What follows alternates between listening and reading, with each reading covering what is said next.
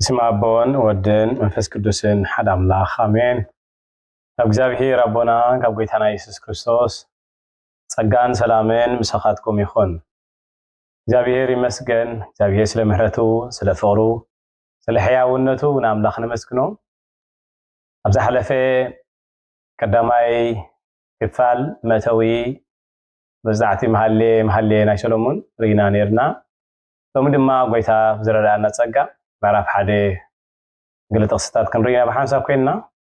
እግዚአብሔር ክረዳና ኣብ ቅድሚ ኣምላኽ ኩላትና ብጸሎት ንቕረብ። እግዚአብሔር ቅዱስ ኣምላኽና ስለ ምሕረትካን ስለ ፍቕርኻን ስለ ሕያውነትካን ኣምላኽና ስለ ዝኾንካ ኣቦና ስለ ዝኾንካ እግዚአብሔር ኣምላኸይ ነመስግነካ። ምሕረትካ በዚሑልና ጸጋኻ በዚሑልና እግዚአብሔር እዚ ግዜ እዚ ነዚ ዕድል ስለ ዝሃብካና ብቓልካ ክንዛረብ ጸጋ ስለ ዝሃብካና እግዚአብሔር ነመስግነካ። التي بودخا بيسوس كريستوس جبرك لنا كل صقا كل محرت እግዚአብሔር ተመስገን። ወይታዬ ነቲ መስቀል ዝተገልጸ ፍቅሪ ምርዳእ ክካለና ምስተዋዓል ክካለና በቃልካ ጌርካ ክትረዳና ንኣእምሮና ኩሉ ብርሃንካ ክትብርሃው ኣብ ጸልማት ብርሃን ይኹን በለ ብርሃን ድማ ኾነ ከም ተባሃለ እዚ ቃል እዚ እግዚአብሔር ኣምላኽ ይፍቅረና ብልብና ወረኻ ብልብና ይቆላዕ زغبر هي أو سلز خون كاسلت ردانا كل مسكنا كل خبري أخان وين خا يكون مش معبون ود ما فز كدسون حدا الله آمين. እግዚአብሔር ይመስገን። ኣብዚ ሓለፈ ከም ዝተንከፍናዮ መተዊ ብሓፈሻ ከም ዝራናዮ ናይ መሃሊ ሎሚ ምዕራፍ 1 ኢልና ሓደ ብሓደ ክንከይድ ኢና። ምዕራፍ 1 ቁጽር 1 ክጅምር ከሎ ናይ ሰሎሞን መሃሊ ይዝብል نصنع زلنا مصحف مهليو قطع حد خجمر كله صحافي من كم زخنه مهلي دماغ كم مزمور زتعب مزمور كم مهلي زتعب مهليت عميق ملكوتاوي فقر أملاخ زجلس مصحف كم زخنه عبد الحلف بسفح بزارب نالو نيرناينا عبد المصحف زي بحد خنكي كنريهم كلنا እግዚአብሔር كساب كندي أزيو كم زفكرنان كم زفتونان انردا ኣብዚ ቃል እዚ ብዝተገይጸሎ ነገር ጽቡቕ ገይሩ ከብርሃልና እዩ። እንደ ሓደ ሰብ ነዛ ናይ መጽሓፍ መሃሊ ኣብቲ መጽሓፍ ዘሎ ትሕዝቶ ኣብኡ ዘሎ ምሳላዊ ኣገላልጻ ጽቡቕ ገይሩ ተረዲእዋ ኣብ እግዚአብሔር ክሳብ ክንደይ የፍቅረኒ ኢሉ ነዚ ፍቅሪ እዚ በዚ ፍቅሪ እዚ ሕጎስ ነዚ ፍቅሪ እዚ ድማ ህይወት ክገዛ ይገብር። እቶም ነፍሳት ቅዱሳት ነፍሳት ኣቦታትና ይኹን ኣዴታትና ኩሎም ምሕረት ኣምላኽ ፍቅሪ ኣምላኽ ምስ ተረድኦም ኩሉ እንትንኦም ንዑ ንእግዚአብሔር ሂቦም ሓሊፎም ንሕና ድማ ፍቅሪ ኣምላኽ ክንርዳእ ከለና ኣብ ህይወት እንገብሮ ኣገልግሎት ኩሉ እንሰርሖ ስራሕ ኩሉ ሕጊ ኮይንና ወይ ተባሂ ግበርዎ ስለ ዝተባሃልና ሰባት ስለ ዝኣዘዙና ወይ ድማ ከምኡ ተጻሒፉ ስለ ዘሎ ዘይኮንና ንገብሮ ነቲ ፍቅሩ ክንርድኦ ከለና እቲ ፍቅሩ ኣብ ውሽጥና ስለ ዝድርኸና ናብ ምግባር ንሓልፍ ማለት እዩ። ስለዚ እቲ ፍቅሪ ኣምላኽ ጽቡቕ ጌርና ኣብዚ ዕምቀት ክንርድኦ ጽቡቕ እዩ። ኣብ ቁጽር 2 ክጅምር ከሎ እንታይ ዝብል ፍቅርኻ ካብ ነቢት ይጥዕሚ እሞ ሰዓመኒ ይብል። ፍቅርኻ ካብ ነቢት ይጥዕሚ እሞ ሰዓመኒ ታፍትውቲ ኣኮም ትብለ ዘላ ፍቅርኻ ካብ ነቢት ይጥዕሚ እሞ ሰዓመኒ ሕጂ ፍቅርኻ ኣትብለ ዘላ ፈልያ ናትካ ፍቅሪሲ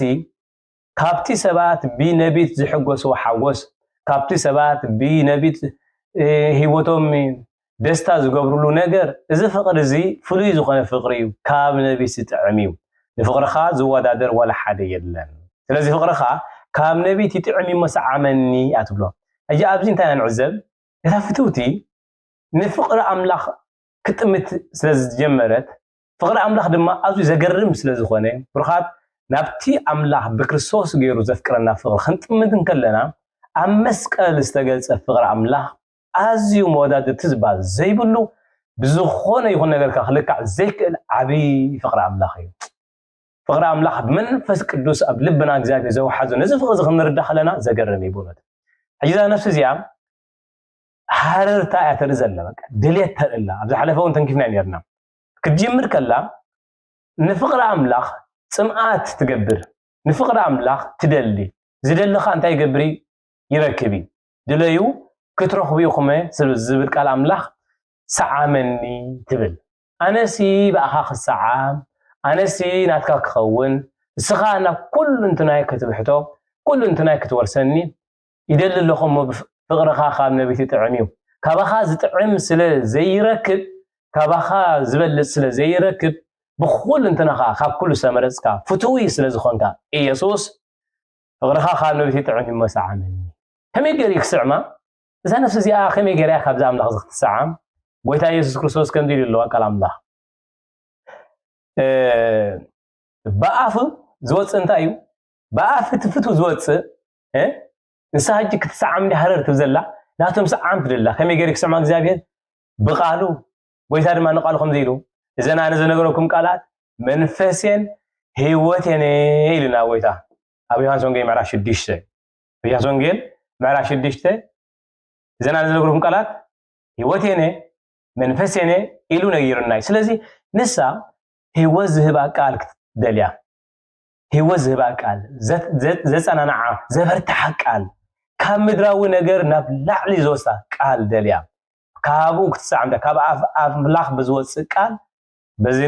ምስዓም ክትሰዓም ደልያ ሓረርታ ደልያታ ተርኢ ማለት እዩ ቅዱስ ጳውሎስ ኣብ ቀዳማይ ቆሮንቶስ ምዕራፍ 6 እውን እንታይ ኢልና ኣሎ ቁጥር 17 እቲ ምስ ጎይታ ሓደ ዝኸውን ግና مسو حد منفسيو يلو اتي مسغويتا حد زخون غنا مسو حد منفسيو بمس عام حدنتا ترئس لزلا اسنو نابغويتا زلغب نابغويتا زصقع مسغويتا انتي زخون حد منفسي زخون معناتو كاب تخاو زخونه قال يقبس لزلوم اسز نغركا زلو قال دبا منفسن هيوتن سلازخونه اتمس املاح زصقع ويدما تمسغويتا زخون مسو حد منفسيو ابي يوحنا وንጌል ምዕራፍ 5 ድማ ጎይታና ኢየሱስ ክርስቶስ ከም ዲልሎ በሐቂ ይብለኩም ኣለኹ በሐቂ ይብለኩም ኣለኹ እቲ ንኻለይስ ዝሰምዕ በቲ ዝለኣኸንውን ዝኣምን ናይ ዘለዓለም ህይወት ኣላቶ ኢሉ ጎይታና ኢየሱስ ክርስቶስ ንሱ ቃይሉ ካብ ሞት ናብ ህይወት ይሰጋገር ዳ እምበር ናብ ፍርዲ ኣይበፅሕን እዩ ኢሉ ቃል እግዚአብሔር ብሩኻት ረኹም ጎይታና ይኮይኹም ዘሎ እንታይ ይብላ ኣሎ بحق بلكم الله كاب عفاي زوص قال حرر انت دايلكم نزناتي نغرات انت صميكم ازي نزق على ازي زقبل هيوت يركب هيوت زلعالم لاي زلعالم هيوت الله ازي نزق على زقبل كاموت ناب هيوت يسغاغر دامبر نافردي كوتو اي بصحنيو يبل قال እግዚአብሔር ብሩኻት ነዚህ ተረዲዮም ድማ በዓል ጴጥሮስ ኣብ ዮሐንስ ወንጌል ምዕራፍ 6 እንታይ ዝብል سمان بيتروس قال ጎይታ ንስኻ ናይ ዘለዓለም ህይወት ቃል ኣለካ ካባኻሞ ናመንክን ከይዲና ረኹም ካብ ጎይታ ኢየሱስ ክርስቶስ ሓሊፉ ዝኸደ የብሉን ካብ ጎይታ ኢየሱስ ክርስቶስ ካብኡ ዝበልጽ ኣካል ስለዘየለ ሐዋርያት ነስተረድዮም ጴጥሮስ ኢልዎ ንስኻትኩም ከኽትከዱ ትደልዩኹም ዝተባሃሉስ ኖ ናበይ ክንከይድ ንዓኻ ገዲፍና ናበይ ክንከይድ ከማኻ ገይሩ ዝሐጉሰና كما غيرو زعفنا كما غيرو كاب كبرنا بكبر زسغاغرنا كما غيرو حيل زعتقنا كما غيرو عولعلو كله عوزبنا من قالو نسخنا يزل عالم هيوت قال لك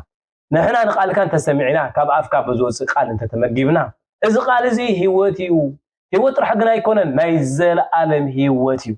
اذا قال زي كاب زي مدراون كاب زي عالماو نغراتن احلفو نابتي زل عالماوي سفرا نبتي زرع علماوي أملاخ زت أمت كاريو إسقال زي هوتيو سزقويتا إسقال زي العالم هوت كلام لك إسقال زي العالم هوت كلام لك خابا خامو نابيكن كيد إنا هيدو رهم زسمع أنت الله عيلو قويتا يسكسو زسمع أنت الله ها زسمع أنت الله أبي هانتون جيمر عشوات خزان كله يا بايم سايلو مناتو كابو مايك ستي أوش تدمع في الفاري ربا مايك وحز منفس قدوس خون عم لب خجنفل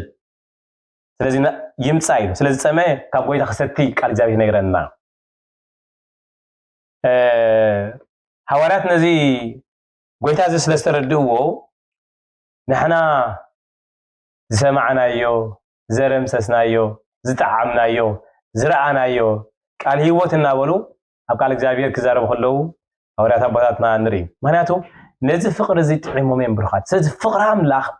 እምብዛ መወዳደርቱ ዘይብሉ ስለዝኾነ እዛ ነፍሲ እዚኣ ሓለፋ ኩሉ ንዑ እያ ትደዘላ ብዙሕ ግዜ ብርኻት ብዙሕ ግዜ ሰብሲ ኣብ ውህበታት ደው ይብል እዩ ኣብቲ ኣምላኽ ዝሃቦ ፀጋ ኣብኡ ጥራሕ ተደሪቱ ጥጦ ይብላ እስራኤላውያን ነቲ ማና እምበሪ ነቲ ንማና ዝህቦም ዘሎ ኣምላኽ ክጥምቶ ስለዘይከኣሉ ንድሕሪት ክምለሱ ጀሚሮም ነይሮም ኣብ ግብፅ እውን ኣብ ምድረ በዳ ክጓዓዙ ከለዉ ብርኻት ኩሉ ግዜ ኣምላኽ ንዑ ነታ ኣካል ክንደልዩ ክንከል ንኣምላኽ ክንደልዩ ክንከል ኣለና ሓለፋ ኩሉ ብዕምቆት ኣብዚ ናይ ማህሌ ማለት ንሕና ክንሪኢና ኣብ ምዕራፍ 3 ዘሎ እታ ፈትውት እንታይ ትገብር ነቶም ሓለውቲ ከተማ እቶም ዘብዐኛታት ሓቲታቶም ንሳቶም ከዓ ነጊሮም መስኪሮም ላ እሶም ኣገለገልቲ እዮም መስኪሮም ላ ንሳ ግን ካብኦም ቁሩብ ሕልፍ ምስ በለት ነቲ ነፍሰይ ትደልዮም ረኸብክዎ እያ ትብሎም ስለዚ ንኣምላኽ ክንፈልጦ ክንክእል ኣለና ብሂወትና ብዛዕባ ኣምላኽ ዘይኮነስ ንኣምላኽ ክንፈልጦ ፍቅሪ ኣምላኽ ክንፈልጦ ብዙሓት ብዛዕባ ፍቅሪ ኣምላኽ ቢሮምና ክኾኑ ይኽእሉ እዮም ብዙሕ ብዛዕባ ፍቅሪ ኣምላኽ ሰሚዕና ክንከውን ንኽእል ኢና ነዚ ፍቅሪ ኣምላኽ ነዚ ትርክታ ልቢ ኣምላኽ ግና ክነስተምዖ ክፅቡቅ ጌርና ክንሰምዖ ክንክእል ኣለና ብሩኻት ፍቅርኻ ካብ ነቢይቲ ጥዕሚ እሞ ሰዓመኒ ትብሎ ቁፅሪ 2 ቀፂላ እንታይ ትብል ስምካ ከም ዝፈሰሰ ሙስ ሽቶ እዩ ስምካ ከም ዝፈሰሰ ሙስ ሽቶ እዩ መለኮታዊ መኣዛኡ ብኣተሓሳስባ ሰባትን ነገራትን ክትገልጾ ስለዘይከኣለት ብሩኻት ከም ዝፈሰሰ ሙስ ሽቶ እዩ ትብሎ ንዑ መግለፂ ዝኸውን ቃላት ስለዘይብላ በቃ እቲ ዝፈስስ ሽቶ ጨና ዝኾነ ነገር ዝጨን ነገር ፈሲሱ እቲ ከባቢ ይብክሎ እዩ ስምካ ከም ዝፈሰሰ ሙስ ሽቶ እዩ እዚ ስም እዚ እምብዛ ኣዝዩ ብሉፅ ዝኾነ ስም ስለዝኾነ መን እሱ ኢየሱስ ክርስቶስ ልዕሊ ኩሉ ዝኾነ ኣስማት ቤተክርስትያን ብሩኻት ናብ ጎይታ ክትጥምት እንከላ ናብኡ ክንጥምት ከለና ዝጎለና ውህበ ፀጋ ኣምላኽ የለን ቃል እግዚአብሔር ከምኡ ኢሉና ኣብ ቀዳማይ ቆሮንቶስ ምዕራፍ 1 ክዛረብ ከሎ ምጽኣት ጎይታ ክትጽበይሉ ዝጎለኩም ውህበ ፀጋ ኣምላኽ የለን ተባሂሉ ጻሒፍ እዩ ስለዚ እዛ ነፍሲ እዚኣ ስምካ ከም ዝፈሰሰ ሙኡሽ ሽቶ እዩ ኢየሱስ ክበሃል ከሎ ሰይጣን እዚ ስም ዘይፈትዎን ሰይጣን ኢየሱስ ዝብል ስም ክለዓል ኢየሱስ ዝብል ስም ክኸብር ኢየሱስ ዝብል ስም ክስበኽ ብትብዓት ክስበኽ ኣይደልን እዩ ምክንያቱ እዚ ስም እዚ ጥራሕ እዩ ንዓለም ሰዓረ እዚ ስም እዚ ጥራሕ እዩ ሰይጣን ዝቐጥቀጠ ስለዚ ስምካ ዝፈሰሰ ሙኡሽ ሽቶ እዩ እዚ ስም እዚ ብዛዕባኡ እተን ንዓኻ ዝተረዳኣ ነፍሳት እተን ናትካ ዝኾና ነፍሳት ብግዜ መከራ ይኹን ብግዜ ፀበባ ካይተሓልላ ኣባኻ ብምውካል ኣብ ልዕሊ ኩሉ ዝመፀን ነገራት ዓወት ብምርካብ ስዒረን ሓሊፈን እየን እቲ ሳዕሮ ምስዓር ካብን ኣይኮነን ካባኻ እዩ ስምካ ዝፈሰሰ ሙኡሽ ሽቶ እዩ ሙኡሽ ዝኾነ ሽቶ እዩ እዚ ዓሚቕ ስለ ዝኾነ መግለፂ ሲናትሉ እኮ በቃ ብኸምኡ ትዛረብ ዘላ ከም ዝፈሰሰ ሙኡሽ ሽቶ እዩ ኢዮብ ብዛዕባ ዕቤት ኣምላኽ ብዛዕባ ዕምቆት ኣምላኽ ይዛረብ ከሎ እንታይ ይብል ኣብ ኢዮብ ምዕራፍ 11 ንመዓሙቕ ኣምላኽ ዶ ከተቆሮ ንመላእክቲ ኩሉ ዝኽእል ከተቆሮ ትኽእል ዶ ኢኻ ንሱ ኢሉ ብዛዕባ ኣምላኽ ንሱ ካብ ሰማያት ልዕል ይብል እንታይ ክትገብር ኢኻ ካብ ሲኦል ይዓሙቕ እንታይ ክትፈልጥ ኢኻ እናበለን እዮም ክዛረብ ከሎ ተማዕርቱ ንዛረብ ኣምላኽ ንሱ ካብ ሰማያት እንታይ ይገብር ኢልዎ ካብ ሰማይ ልዕል ይብል ራ ካልዳ መዝሙር ራይ ክዛረብ ከሎስ ንሱ ናብ ሰማያይን ናብ ምድሪ አንቆልቅሉ ዝጥምት ዝብሉ እግዚአብሔር ንኣምላኽ ክበፅሑ ዝኽእል ንኣምላኽ ክሪኦ ዝኽእል ብርሃት የለን እግዚአብሔር ዓሚቕ እዩ ብርሃት ፍቅሪ ኣምላኽ ክንርዳእ ከለና ንፍቅሪ ኣምላኽ ክንሰምዖ ክንጅምር ከለና ስሙ ክሳብ ክንደይ ዓብይ ምዃኑ ይርዳእና ስምካ ከም ዝፈሰሰ ሙኡሽ ሽቶ እዩ ትብሎ ዛፍትውት እዚኣ ከም ዝፈሰሰ ሙኡሽ ሽቶ እዩ ሕጂ ረኹም ብርሃት ከም ዝፈሰሰ ሙኡሽ ሽቶ እዩ ኢላ እዚ ስም እዚ ናባና ዝፈሰሰ ካብ እግዚአብሔር ኣቦ ብርኻት ካብ እግዚአብሔር ኣቦ ናባና ዝተላኣኸ ኣብ ማእከልና ፍጹም ሰብ ኮይኑ ዝተመላለሰ ኢየሱስ ክርስቶስ እዚ ስም እዚ እናዘረ ኣብ ኩሉ ጽቡቕ ዝገበረ ሕማ ዝፈወሰ ድኑሳ ዘተንሰአ ለምጻማ ዝፈወሰ ኢየሱስ ክርስቶስ መንግስቲ ኣምላኽ እናበሰረ ኣብዚ ዓለም ዝተዛወረ ኢየሱስ ክርስቶስ እዚ ንእግዚአብሔር ስምካ ዝፈሰሰ ሙሽቶ እዩ እዚ ኢየሱስ ዝብል ሽዑ ኣቶ ምዕራፍ 1 ቁጽሪ 12 ትሕት ኢላ እንታይ ትብል ንጉሰይ ኣብ ማኣድኡ ከሎ ናርዶሰይ ማኣዙ ሰደደ ሕጂ እቲ ዝፈሰሰ ስም እንተ ተቐቢልካዮ ኣብ ልብኻ እዚ ንጉስ እዚ ከኣቲ ከሎ ክለግስ ከሎ ኣብ ደገታት ኩሎም ነዚ ንጉስ ልባቶም ክኸፍቱ ከለዉ ሽዑ እቲ ሰብ ክርስቶስ ይሸትት ናይ ክርስቶስ ምዃኑ ይፍለጥ ስለዚ ኣብ ግብረ ሐዋርያ እዚኣቶም ሲ ዘይተምሃሩ ጨዋታ ሰባት ዶ ኣይኮኑን ዝነበሩ እዚ ነገር እዚ ካበይ ኣምፅኦም ኢሎም ክግረሙ ከሎ ንርኢ ነቲ ሕሙም ዝተተንስኦ ሲ እዚ ሓይሊ እዚ እዚ ጥበብ እዚ እዚ ፍልጠት እዚ ካበይ ኣምፅኦም እዚኦም ዘይተምሃሩ ኢሎም ክግረሙ ከሎ ንርኢ ምክንያቱ እቲ ምስጢር ሓደ እዩ እቲ ንጉስ ኣብ ማኣዱ ተቐሚጡ ኣበይ ዝቕመጥ ክርስቶስ ኣብ ልብና ወደይ ልብኻ ሃበኒ ክርስቶስ ኣብ ልብኻ ክቕመጥ ከሎ ሓሳባትካ ዘረባኻ ቋንቋኻ ንሱ ስለ ዝኸውን ክርስቶስ ትሽትት ኢየሱስ ትሽትት ማዛ ክርስቶስ ትኸውን ብርኻት ስምካ እወ ኢየሱስ ክርስቶስ ቅድሚ ብስጋ ምምጻእካ ናባና ኣይፈሰሰን ነይሩ ኣይፈለጥናን ጽቡቕ ጌርና ንኣምላኽ ኣይተረዳእናዮን እቲ ፍቕሪ ኣምላኽ ጽቡቕ ጌሩ ኣይተገልጸን ነይሩ እግዚአብሔር እቲ ኣባና ዘሎ መደብ ኣይፈለጥናዮን ነርና ኣይተረዳእናዮን ነርና እዚ ስም እዚ ምስ ፈሰሰ ግና እዚ ጎይታ እዚ ብስጋ ምስ ተገልጸ ግና ሙስ ሽታ ኮይኑን ህይወትና ካብ ሞት ናብ ህይወት ኣውፂና ካብ ሞት ናብ ህይወት ኣውፂና ብሩኻት ነፍስና ዘልያ ዘበለ ኩሉ ካብኡ ረኺባ ቅዱስ ጳውሎስ ኢሉ ቅዱስ ጳውሎስ ኣብ ኤፌሶን ክሳብ ኩሉ እንታይ ዝብል እቲ ብዘሎ መንፈሳዊ በረኸት ኣብ ሰማያት ዝባርኸና ኣምላኽ ኣቦ ጎይታና ኢየሱስ ክርስቶስ ብሩኽ ይኹን ኢሉ ቃል እግዚአብሔር እንታይ ስለ ዝገበረ እዚ ኣምላኽ ብክርስቶስ ገይሩ ባሪኹና ስለ ዝኾነ ድማ ምዕራፍ 1 ቀፂሉ ክጽእ ከሎ ምዕራፍ 1 ኤፌሶን ዘሎ ነቲ ቅድሚ ምስራት ዓለም ዝነበረ ምስጢር ኣምላኽ ብክርስቶስ ገይሩ ከም ዝገለጸልና ብክርስቶስ ገይሩ ከም ዘርአየና ቃል እግዚአብሔር ይነግረና ይብርኻት ስለዚ ስምካ ዝፈሰሰ ሙሽቶ እዩ ኢየሱስ ስምካ ዝፈሰሰ ሙሽቶ እዩ ኣብ ምዕራፍ 2 ፊልጵ ጳውሎስ እንታይ ኢሉ ብዛዕባ እዚ ስም እዚ ኣምላኽ ድማ ናብ ልዕሊ ኩሉ ልዕል ዘበሎ ካብ ኩሉ ስም ዝልዕል ስም እውን ሃቦ ተባሂሉ ብዛዕባ ጎይታና ክርስቶስ ንኢየሱስ ዝምስል ምስ ኢየሱስ ዝወዳደር ስም ወላ ሓደ ኢየሱስ ልዕሊ ኩሉ ስም ዝኾነ ስም ኢየሱስ ክርስቶስ ስለዚ ስምካ ዝፈሰሰ ሙሽቶ እዩ ብሩኻት እዛ ቤተክርስትያን ረኹም ነዚኣ ትሰብኽ ናይ ቤተክርስትያን ትምህርቲ ናይ ቤተክርስትያን ተልእኾ እዚ እግዚአብሔር ኣቦ ቅድሚ ምስራት ዓለም ዝመደቦ መደባት ኩሉ ክርስቶስ ኢየሱስ ብስጋ ብምግላጽ እቲ ናይ ኣቦ መደብ ኩሉ ፈጺሞ ነቲ ክርስቶስ ዝፈጸሞ ድማ ክርስቶስ ናብ ኣቦ ብምኻድ መንፈስ ቅዱስ ድማ ናባና ብምምጻእ ክርስቶስ ዝገበሮ ኩሉ ይምህረና የዘኻኽረና ይገልጸና ዘበዚ ናይ መንፈስ ቅዱስ ዘበኒ መንፈስ ቅዱስ እንታይ ዝብለካ እቲ ኣቦ ብክርስቶስ ገይሩ ዘፍሰሶ ፍቕሪ እቲ ብክርስቶስ ዝገለጾ ፍቕሪ ሕያውነት ምሕረት ክሳብ ክነ ድንቂ ምዃኑ የረዳእና ስምካ ዝፈሰሰ ሙዝ ሽቶ እዩ ቅዱስ ጳውሎስ ኣብ ካልኣይ ቆሮንጦስ እውን ምዕራፍ 2:15 እንታይ ዝብል ኣብ ማእከል እቶም ዝድሕኑን እቶም ዝጠፍኡን ኣብ ቅድሚ ኣምላኽ መኣዛ ክርስቶስ ኢና ሕጂ ዝተውለኹም ብሩኻት ሓደ ሰብ ናይ ብሓቂ መንነቱ ክፈልጥ ናይ ብሓቂ ትኾነ ዝግብኦ ክኸውን እንተ ደኣ ኮይኑ እግዚአብሔር መን እዩ ክፈልጥ ኣለዎ ምዃንካ እቲ ምዃንካ እዚ ሓቀኛ ኮይኑ ዝርከብሲ እግዚአብሔር መን ምዃኑ ተፈይጥካዮ እዩ እግዚአብሔር ካይፈለጥካዮ እግዚአብሔር መን ምዃኑ ካይፈለጥካዮ እስኻ መን ምዃንካ ትፈልጥ ኣይትኽእልን ኢኻ ክርስቶስ ኢየሱስ መን እዩ ኣብ ወንጌል ዮሐንስ ደጋጊሙ ዝዛረቦ ጎይታ ቃል ኣሎ ብዛዕባ ኣቦ ደጋጊሙ ዝዛረበሉ ኣቦይ ዝሃበኒ ኣቦይ ዝበለኒ ኣቦይ ዘርአየኒ ኣቦይ ይዓየ ኣሎ ኣነ ከይዓየ ኣለኹ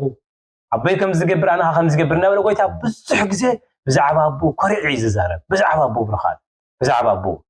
ሕጂ ኣቦ መን ምዃኑ ይፈልጥ ክርስቶስ እንታይ ይገብር ክርስቶስካ ይፈልጥ ፍጹም ናይ ሰብ ምሳሌ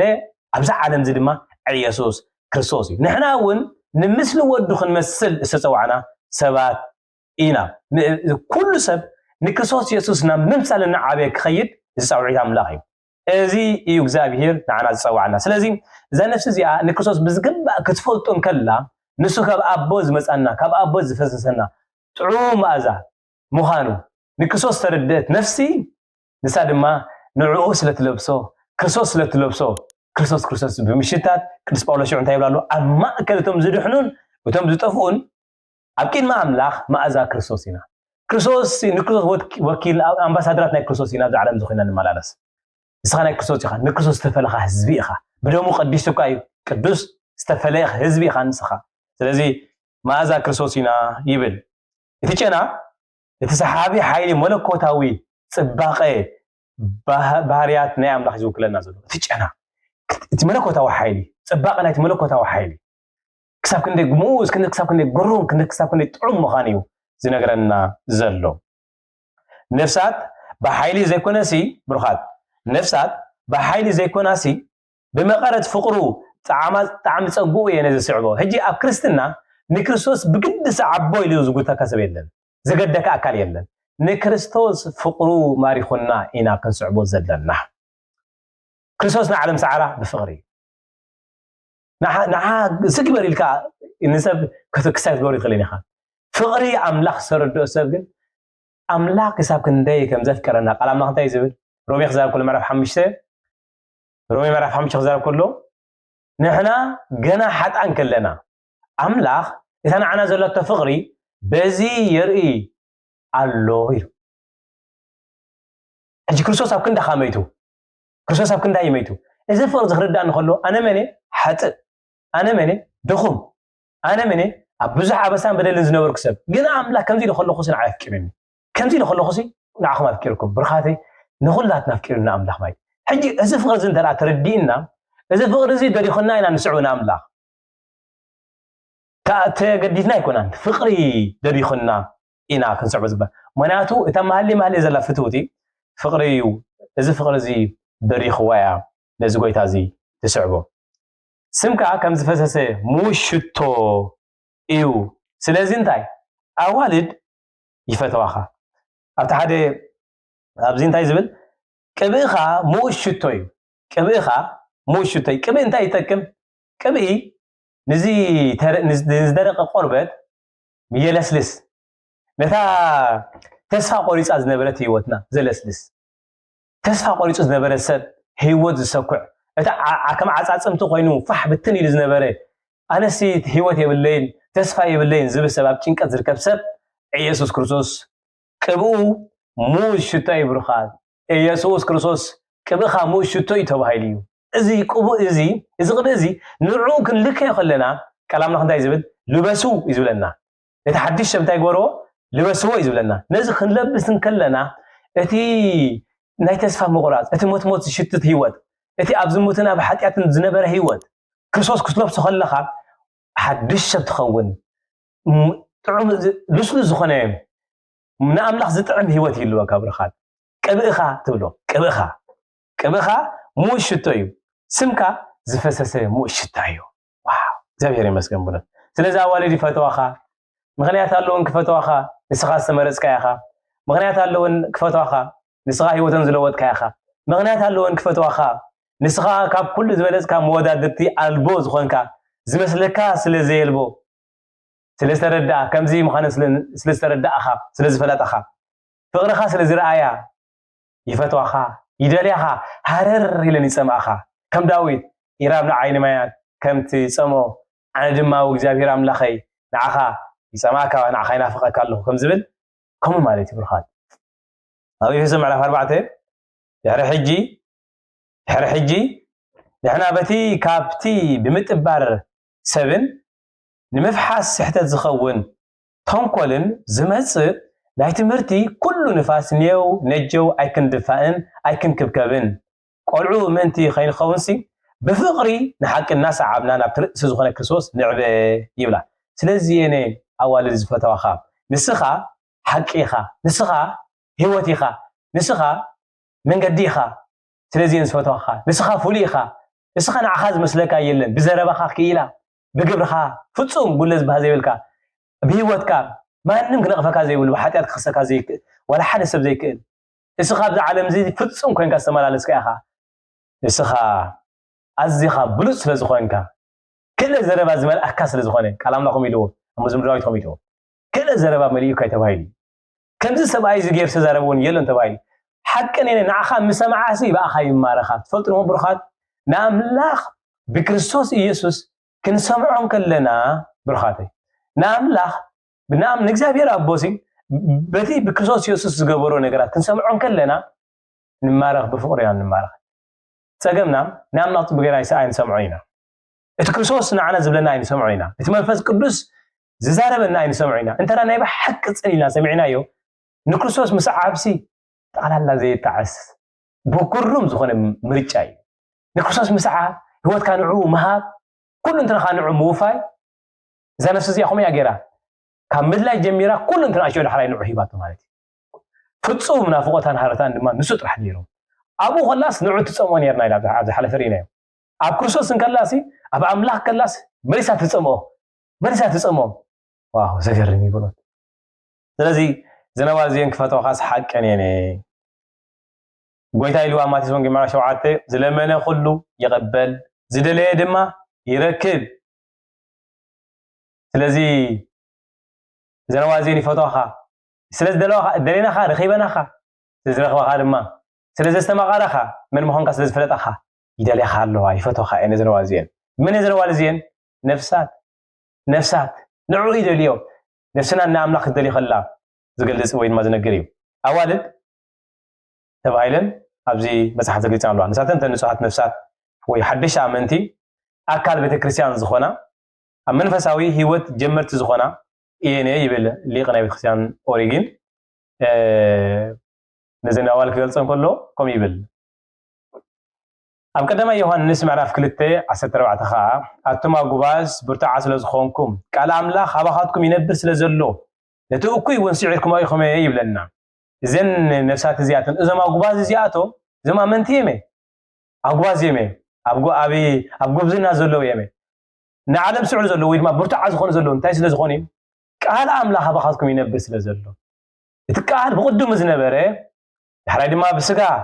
ኣብ ማእከል ደቂ ሰባት ሓዲሩ ሰብ ኮይኑ ዝተገልጸ ኢየሱስ ክርስቶስ ኣብ ህይወቶም ስለ ዘሎ እዚ ሞት ዝኾነ ስም ዘለ ዝፈሰሰ ስም ዝኾነ ኢየሱስ ክርስቶስ ኣባኻትኩም ይነብር ስለ ዘሎ ይብሎም ዮሐንስ ስለዚ ዘናዋል እዚኣተን እዚአነ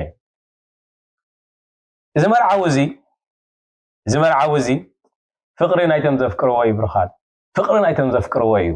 ፍቅሪ ናይቶም ዘፍቅርዎ እዩ ኢየሱስ ክርስቶስ ኣብ ምሳሌ ምዕራፍ 8 ኣነ ምዕራፍ 8:14 ኣነ ነቶም ዘፍቅሩኒ ኣፍቅሮም እቶም ኣንጊዮም ዝደልዩኒ ከዓ ይረኽቡኒ ነቶም ዘፍቅሩኒ ሃብቲ ከውርሶም መዝገቦም ከዓ ምእንቲ ክመልኣሎምሲ ብጎደና ጽድቂ ብማእኸል ቅንዕቲ መንገዲ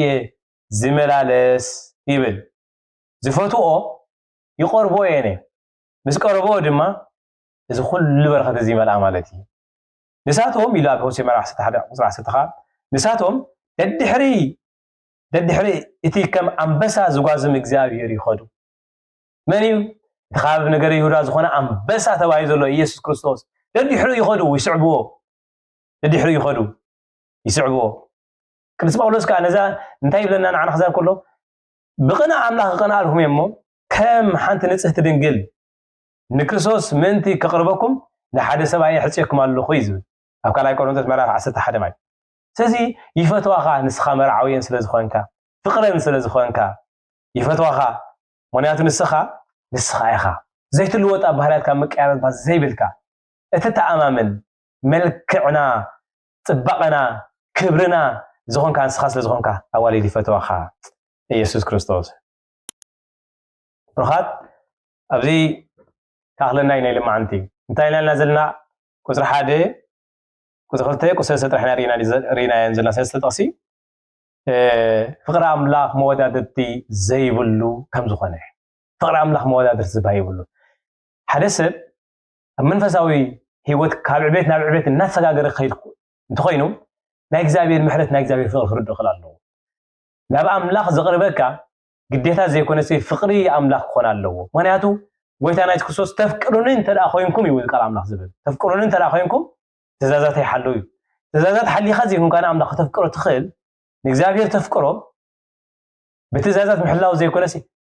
እቲ ብክርስቶስ ገይሩ ዘፍቀረካ ፍቅሪ ነዚ ፍቅሪ እዚ ክትርዳእ እንከለኻ ሽዑ ትእዛዛቱ ምሕላው ትኽእል ትእዛዛቱ